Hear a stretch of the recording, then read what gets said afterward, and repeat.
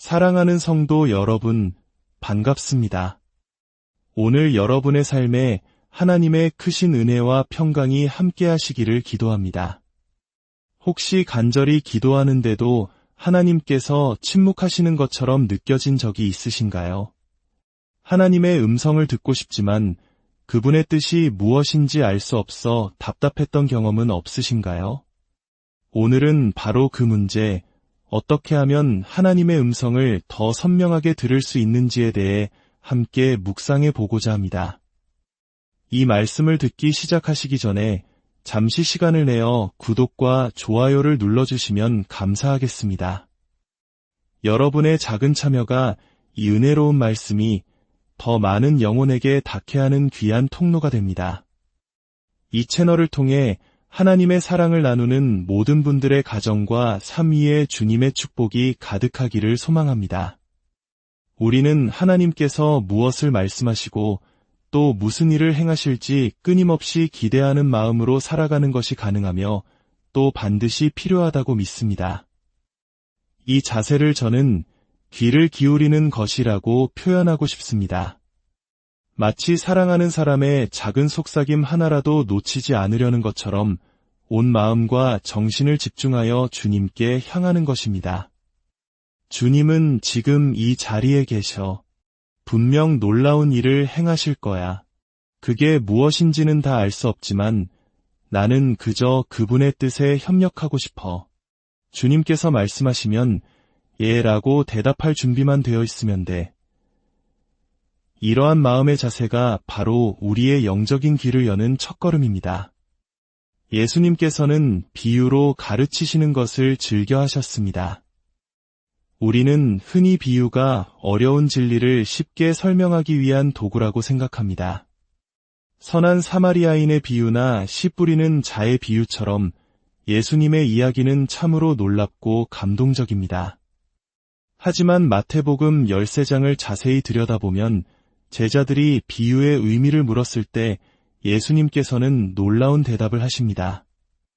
바로 깨닫지 못할 자들은 계속 깨닫지 못하게 하려고 비유로 말씀하신다는 것입니다.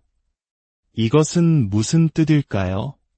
다시 말해 예수님께서는 순종할 준비가 되지 않은 자들에게는 진리를 비유 속에 감추셨다는 의미입니다.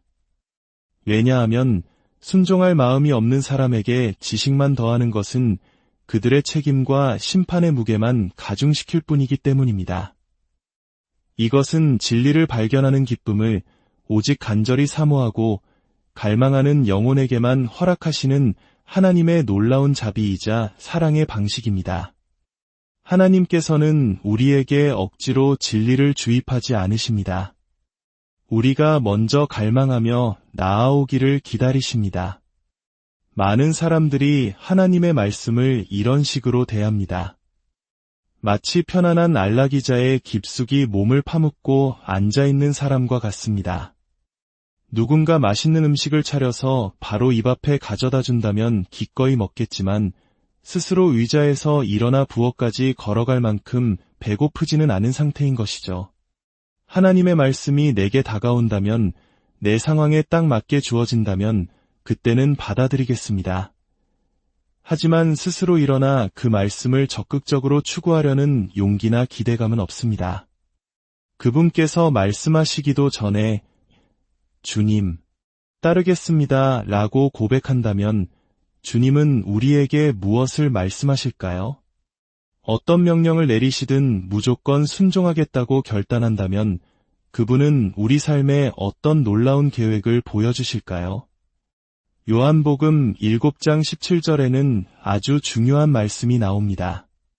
사람이 하나님의 뜻을 행하려 하면 이 교훈이 하나님께로부터 왔는지 내가 스스로 말함인지 알리라. 예수님의 이 말씀의 깊은 의미를 생각해 보십시오. 누구든지 하나님의 뜻을 행하고자 하는 자발적인 마음을 가진 사람은 그 가르침이 하나님으로부터 온 것인지 아닌지를 분별하게 될 것이라는 약속입니다. 다시 말해 하나님께서 무엇을 말씀하시든지 기꺼이 순종하려는 나의 자세가 나의 영적인 청력을 결정한다는 것입니다. 순종하려는 의지가 있을 때 우리는 아버지로부터 온 음성과 사람의 생각에서 비롯된 소리를 구별할 수 있는 영적 분별력을 선물로 받게 됩니다. 순종은 듣고 난 후의 결과가 아니라 더 잘 듣기 위한 전제 조건인 셈입니다. 이제 요한복음 12장으로 가보겠습니다. 이 장면은 우리에게 아주 중요한 교훈을 줍니다. 예수님께서는 십자가의 죽음을 바로 앞에 두고 심히 괴로워하십니다. 27절에서 예수님은 이렇게 말씀하십니다. 지금 내 마음이 괴로우니 무슨 말을 하리요? 아버지여 나를 구원하여 이때를 면하게 하여 주옵소서. 그러나 내가 이를 위하여 이때에 왔나이다. 예수님께서 이 땅에 오신 목적은 다양합니다. 요한일서 3장 8절은 마귀의 일을 멸하기 위해 오셨다고 말하고 요한복음 전체는 아버지를 나타내기 위해 오셨다고 증언합니다. 그러나 오늘 본문에서 예수님은 바로 이 순간, 즉 십자가에서 죽으시기 위해 오셨다고 명확히 말씀하십니다. 그리고 예수님은 이렇게 기도하십니다. 28절입니다. 아버지여, 아버지의 이름을 영광스럽게 하옵소서. 그러자 하늘에서 소리가 들려왔습니다. 내가 이미 영광스럽게 하였고 또다시 영광스럽게 하리라. 놀라운 순간입니다. 하나님 아버지께서 하늘로부터 친히 말씀하신 것입니다. 그런데 그 자리에 있던 사람들의 반응은 어땠습니까? 29절을 보면 어떤 사람들은 천둥이 쳤다고 말했고 다른 사람들은 천사가 그에게 말한 것이라고 수군거렸습니다. 바로 그때 예수님께서 말씀하십니다. 이 소리가 난 것은 나를 위한 것이 아니요 너희를 위한 것이니라. 이 장면을 잠시 멈추어 깊이 묵상해 봅시다. 37절을 보면 이 무리는 예수님께서 수많은 표적을 행하시는 것을 보았음에도 불구하고 그를 믿지 않았던 자들이었습니다. 기적은 하나님의 마음과 본성을 드러내고 우리를 하나님과의 관계로 초대하는 통로입니다.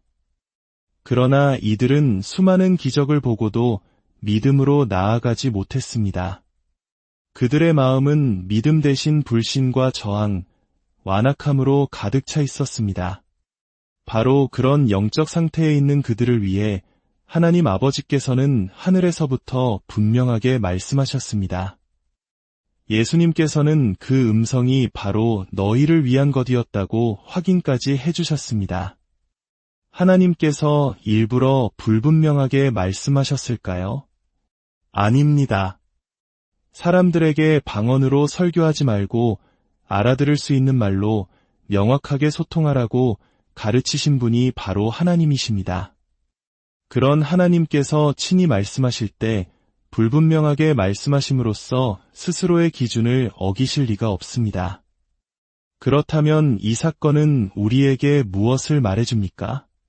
하나님께서는 분명하고 명료하게 말씀하셨지만 듣는 이들의 마음속에 있던 저항과 불신앙이 마치 필터처럼 작용하여 그 명료한 음성을 흐릿한 천둥소리로 혹은 자신과는 상관없는 천사의 목소리로 예곡해버린 것입니다.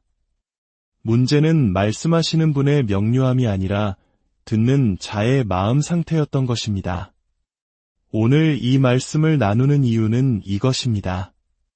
우리는 하나님께서 무엇을 말씀하실지, 무엇을 행하실지 끊임없이 기대하며 살아야 합니다.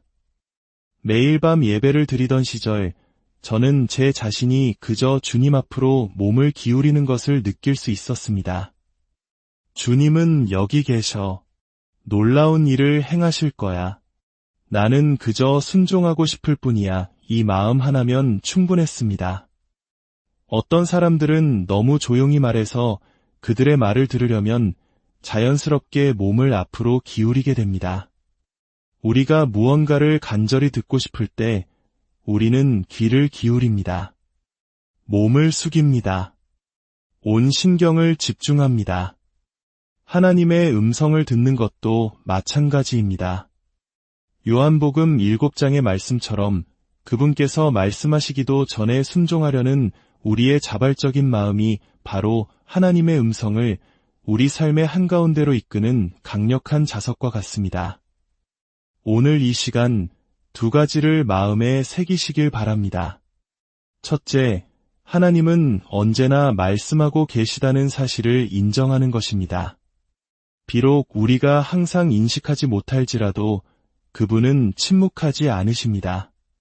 둘째, 그 음성을 듣기 위해 기대하는 마음, 즉 귀를 기울이는 자세를 갖는 것입니다. 하나님께서 지금 이 순간 나에게 무엇을 말씀하고 싶으실까? 이 질문을 가슴에 품고 살아갈 때 무심코 지나쳤던 천둥소리 같던 일상 속에서 우리를 향한 하나님의 세밀하고도 분명한 음성을 듣게 될 것입니다. 사랑하는 성도 여러분, 날마다 주님께 귀를 기울이는 삶을 사시기를 축복합니다. 그분의 말씀에 예라고 대답할 준비가 된 마음으로 살아갈 때 여러분의 영적인 귀는 열리고 그분의 음성은 여러분의 삶을 인도하는 가장 확실한 등불이 될 것입니다. 주님의 이름으로 여러분 모두를 축복하며 기도합니다.